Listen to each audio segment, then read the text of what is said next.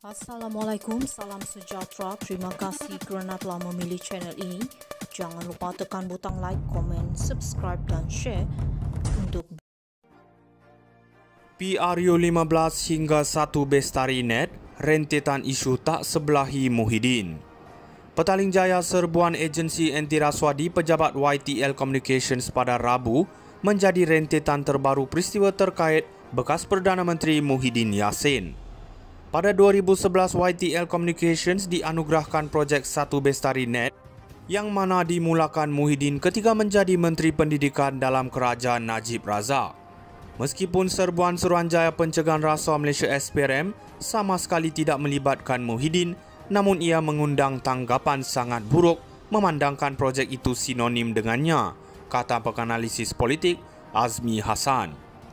Masalah Muhyiddin bermula selepas PRU 2022 apabila menolak cadangan dikemukakan yang di-Pertuan Agong untuk membentuk kerajaan perpaduan bersama Pakatan Harapan.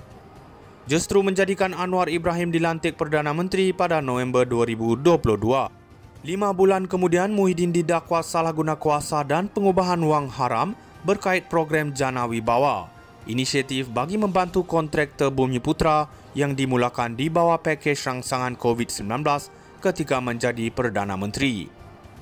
Muhyiddin bekas Perdana Menteri kedua selepas Najib dibawa ke Mahkamah mohon dibicarakan dan mendakwa tuduhan dihadapi berunsur pendakwaan politik.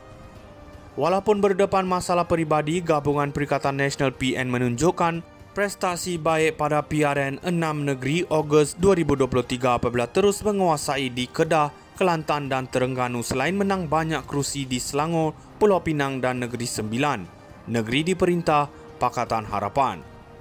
Kepimpinan Muhyiddin dalam Bersatu mula dipersoalkan selepas 7 wakil rakyatnya mengisytiharkan menyokong kerajaan perpaduan Anwar Ibrahim, sedangkan wakil rakyat PAS kekal setia bersama partinya. Di sebalik apa berlaku, beliau mengumumkan tidak akan bertanding mempertahankan jawatan Presiden Bersatu pada Perhimpunan Agong Tahunan pada November 2023. Sehari selepas pengumuman dibuat, Muhyiddin menarik balik kenyataan tersebut dan menyatakan menerima nasihat isteri bahawa Bersatu kekal memerlukannya untuk kekal sepenggal lagi. Bagaimanapun, ucapan Muhyiddin pada kempen PRK Negeri Ogos lalu menjadi tamparan paling besar di depaninya sehingga membawa kepada pertuduhan di bawah akta hasutan.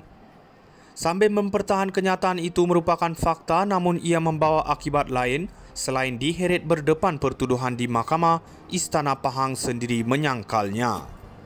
PAS kemudian menjarakkan diri daripada Muhyiddin dengan timbalan Presiden PAS Tuan Ibrahim Tuan Man menyokong titah Tengku Mahkota Pahang supaya Muhyiddin disiasat sambil menegaskan kesetiaan kepada Sultan Abdullah. Namun isu terbaru siasatan SPRM terhadap 1 Bestari Net mungkin tidak menjadi hukuman mati terhadap kerjaya politiknya, kata penganalisis Azmi. Ia tidak meletakkan dalam kedudukan janggal berbanding ucapannya di negeri, katanya kepada FMT, mengambil kira ucapannya terhadap Agong sebelum ini mengatasi kontroversi menyelubungi 1 Bestari Net. PRU 15 hingga 1 Bestari Net, rentetan isu tak sebelahi Muhyiddin. Petaling Jaya serbuan agensi anti rasuah pejabat YTL Communications pada Rabu menjadi rentetan terbaru peristiwa terkait bekas Perdana Menteri Muhyiddin Yassin. Pada 2011, YTL Communications dianugerahkan projek 1 Bestari Net yang mana dimulakan Muhyiddin ketika menjadi Menteri Pendidikan dalam kerajaan Najib Razak. Meskipun serbuan Suruhanjaya Pencegahan Rasuah Malaysia SPRM sama sekali tidak melibatkan Muhyiddin, namun ia mengundang tanggapan sangat buruk memandangkan projek itu sinonim dengannya, kata penganalisis politik Azmi Hassan.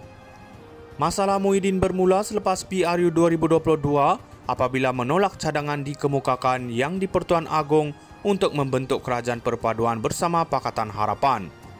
Justru menjadikan Anwar Ibrahim dilantik Perdana Menteri pada November 2022.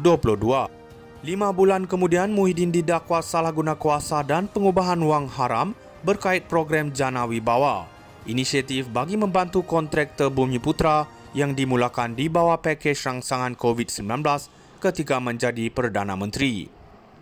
Muhyiddin bekas Perdana Menteri kedua selepas Najib dibawa ke Mahkamah mohon dibicarakan dan mendakwa tuduhan dihadapi berunsur pendakwaan politik. Walaupun berdepan masalah peribadi, Gabungan Perikatan Nasional PN menunjukkan prestasi baik pada PRN 6 negeri Ogos 2023 apabila terus menguasai di Kedah, Kelantan dan Terengganu selain menang banyak kerusi di Selangor, Pulau Pinang dan Negeri Sembilan, negeri diperintah Pakatan Harapan. Kepimpinan Muhyiddin dalam Bersatu mula dipersoalkan selepas 7 wakil rakyatnya mengisytiharkan menyokong Kerajaan Perpaduan Anwar Ibrahim, sedangkan wakil rakyat PAS kekal setia bersama partinya. Di sebalik apa berlaku, beliau mengumumkan tidak akan bertanding mempertahankan jawatan Presiden Bersatu pada Perhimpunan Agung Tahunan pada November 2023. Sehari selepas pengumuman dibuat, Muhyiddin menarik balik kenyataan tersebut dan menyatakan menerima nasihat isteri bahawa Bersatu kekal memerlukannya untuk kekal sepenggal lagi. Bagaimanapun, ucapan Muhyiddin pada kempen PRK Negeri Ogos lalu menjadi tamparan paling besar di depaninya sehingga membawa kepada pertuduhan di bawah akta hasutan.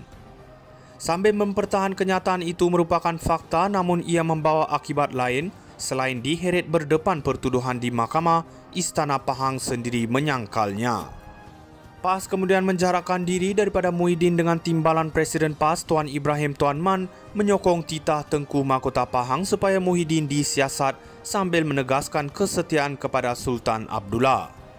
Namun isu terbaru siasatan SPRM terhadap Satu Bestarinet mungkin tidak menjadi hukuman mati terhadap kerjaya politiknya, kata penganalisis Azmi. Ia tidak meletakkan dalam kedudukan janggal berbanding ucapannya di negeri, katanya kepada FMT, mengambil kira ucapannya terhadap Agong sebelum ini mengatasi kontroversi menyelubungi Satu Bestarinet. PRU 15 hingga Satu Bestarinet, rentetan isu tak sebelahi Muhyiddin.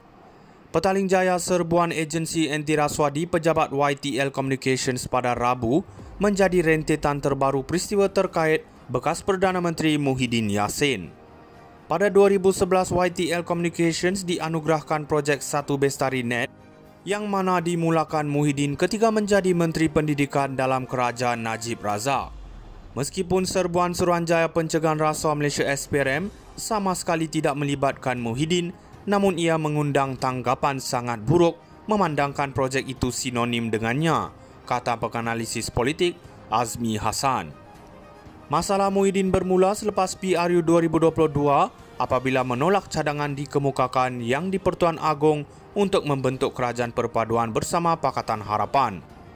Justru menjadikan Anwar Ibrahim dilantik Perdana Menteri pada November 2022.